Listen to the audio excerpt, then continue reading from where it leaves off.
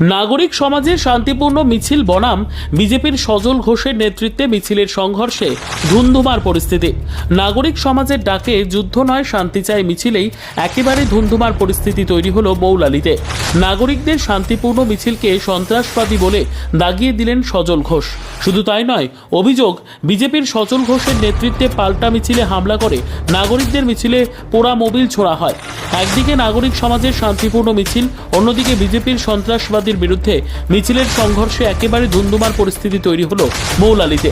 পরিস্থিতি সামাল দিতে পুলিশে প্রথমে সজল ঘোষের নেতৃত্বে মিছিলকারীদের টেনে হিঁচড়ে প্রিজন ভ্যানে তুলে নিয়ে যায় এবং পরবর্তীকালে নাগরিকদের শান্তিপূর্ণ মিছিল বন্ধ করে দেয় এবং বেশ কয়েকজনকে প্রিজন ভ্যানে তুলে নিয়ে যায়। পুলিশ এইভাবে আক্রমণ চালাচ্ছে, আমাদের মিছিল শুরু করতে দেয়নি, সবাইকে তুলে নিয়ে গেল। কিছুক্ষণ আগে বলতে পুলিশ আপনাদের প্রোটেস্ট করছিল, রক্ষা করছিল মানে এটাকে আমাদের মিছিল করতে দেওয়া হলো না কেন?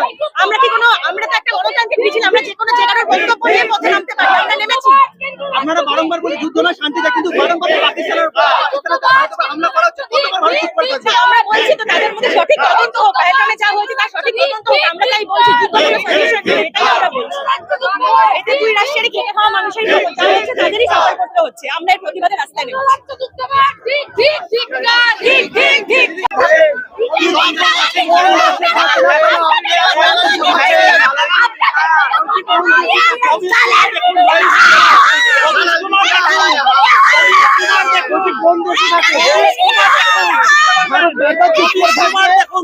ভারত চুপ করে থাকবে, ভারত চুপ করে থাকবে, ভারত চুপ করে থাকবে, ভারত চুপ করে থাকবে।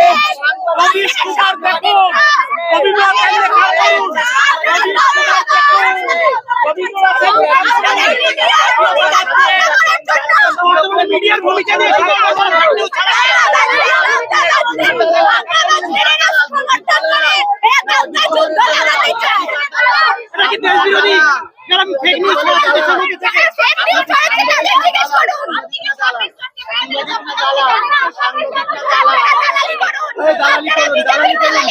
দালালি করার